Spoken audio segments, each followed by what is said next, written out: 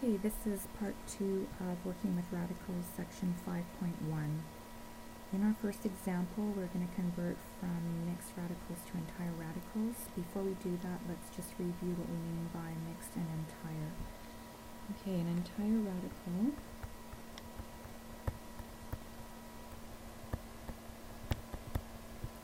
has a coefficient of 1. An example would be like the square root of 7. A mixed radical has a coefficient which is not 1.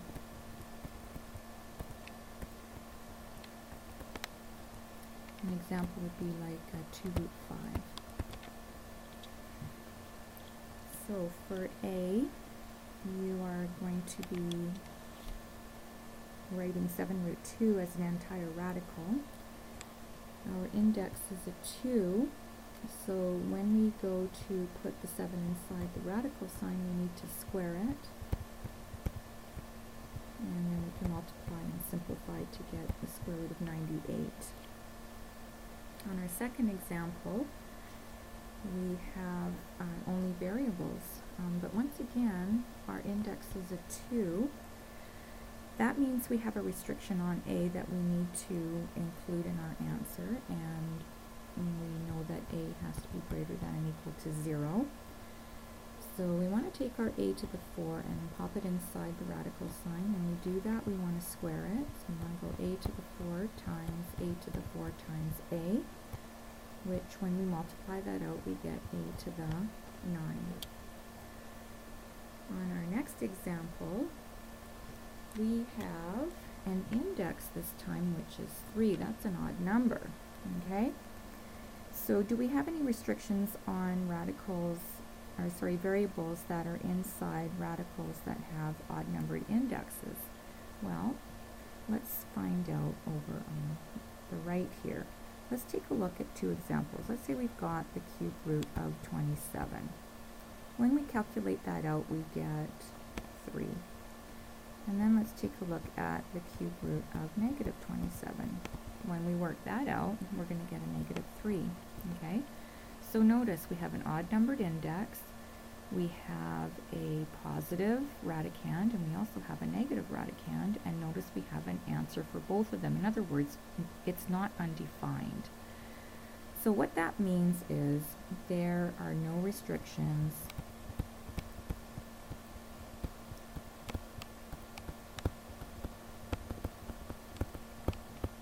on B in this example. Okay, that means, so this means that B can be any real number. Okay? Alright, now let's take a look at what we mean by radicals in their simplest form. 2 things have to be true. The radicand does not contain a fraction or any factor which may be removed.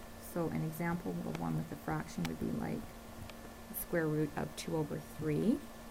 And an example of one that doesn't have a fraction would be something like the square root of 7. Both of them are as simplified as they can be.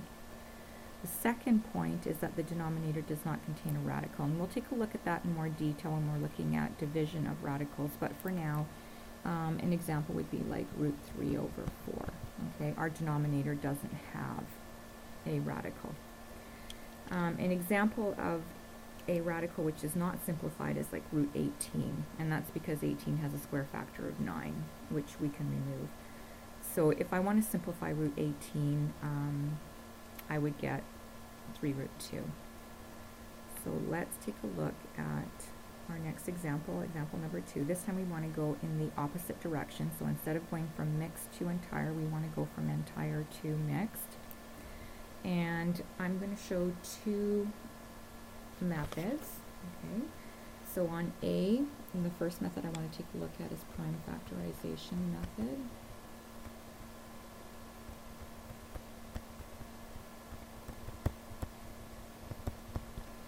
Okay, so what we want to do here is we want to take the radical of 200 and we want to write 200 in its prime factored form. Okay, and that means we want to write 200 as a product of its primes. And so we're going to get 2 times 2 times 2 times 5 times 5. Okay.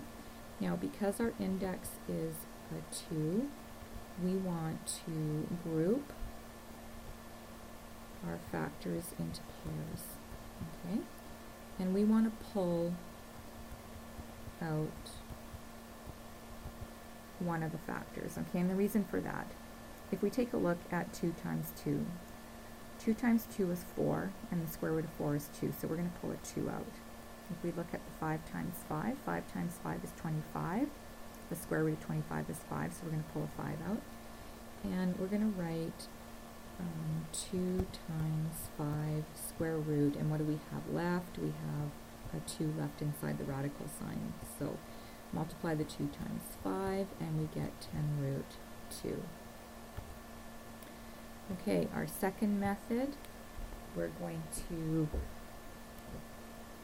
rewrite 200 so that we have the largest possible perfect square that fits into 200 times another number. Okay, so that they would be equivalent to 200. So that would be 100 times 2, because 100 times 2 gives me 200, and 100 is the largest perfect square that fits into 200. And then we take the square root of 100, which is 10, and we are left with 2 inside the radical sign. Okay. All right, on our next example, we're dealing strictly with variables again. We're still going to take a look at our prime factorization method.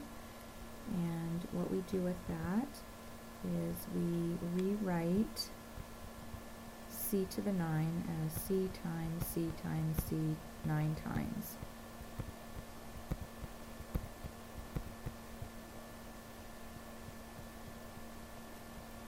Alright, and this time, because our index is 4, okay, we want to group our c's into groups of 4. Okay, and we're going to pull out a c from each one.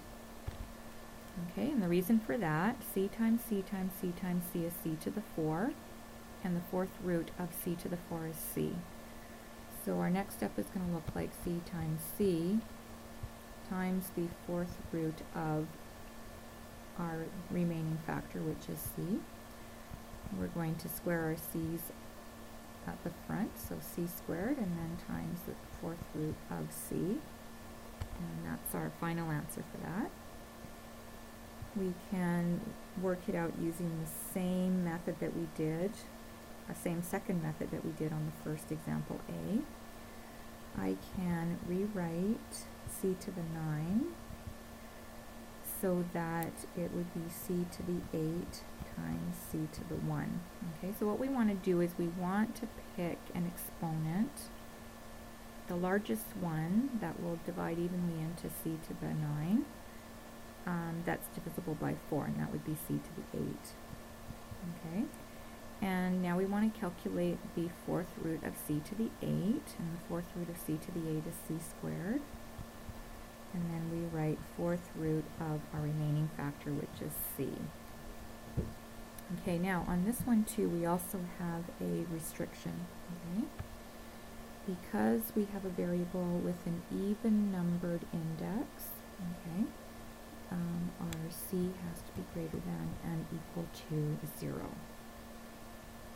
Okay, on our next example, we're going to prime factorize our 48, which would give us 2 times 2 times 2 times 2 times 3, and then expand your y to the 5 to y times y times y times y times y.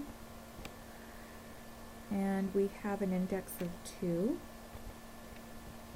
So we want to group our factors into pairs.